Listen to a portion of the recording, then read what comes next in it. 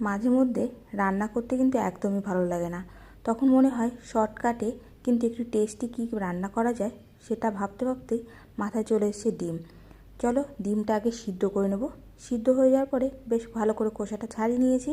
এবার মাঝখান থেকে কেটে দু টুকরো করে দিচ্ছি। এটা কেটে দু টুকরো করলে স্বাদটা কিন্তু বেশি ভালো হয়। এবার একটা মশলা করে নেব। তার জন্য একটা বাটির মধ্যে দিয়ে দিলাম কাজু, চারমগজ, কালো সর্ষে আর সাদা সর্ষে, আর ঝালের জন্য দুটো কাঁচা লঙ্কা দিয়ে দিলাম, আর একটু লবণ দিয়ে পেস্ট করে নিচ্ছি, মিহি পেস্ট করে নেব। এবার একটা ফ্রাই প্যান গরম করে দিয়ে দিলাম সর্ষের তেল। সর্ষের তেলটা গরম হয়ে যাওয়ার পরে পেঁয়াজ কুচি দিয়ে দিলাম, সঙ্গে কিছুটা রসুন কুচি। এবার ভালো করে একটু ভেজে নেব। পেঁয়াজটা যাতে খুব তাড়াতাড়ি ভাজা হয়ে যায় তার জন্য সামান্য একটু লবণ দিয়ে দিলাম। লবণটা দিয়ে বেশ ভালো করে ভেজে নিয়েছি। এবার দিয়ে দিলাম টমেটো কুচি। টমেটো কুচিটা দিয়ে নাড়াচাড়া করে একটু ভেজে নিচ্ছি, টমেটোর একটা কাঁচা গন্ধ চলে যাবে। আর সামান্য একটু হলুদ দিয়ে দিলাম।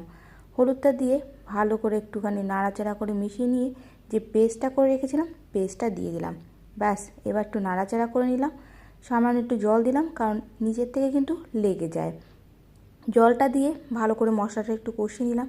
মশলার যে হালকা কাঁচা গন্ধটা আছে খুব তাড়াতাড়ি কিন্তু চলে যায়, কারণ বেশি কিছু কিন্তু মশলা দেওয়া নেই। বেশ, এবার পরিমাণ মতো জল দিয়ে দিলাম।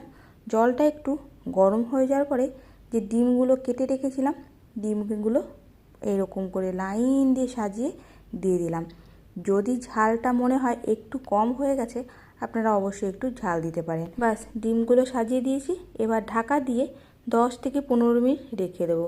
15 মিনিট পরে ঢাকাটা তুলে নিয়েছি। ডিম ভাপা কিন্তু একদম রেডি।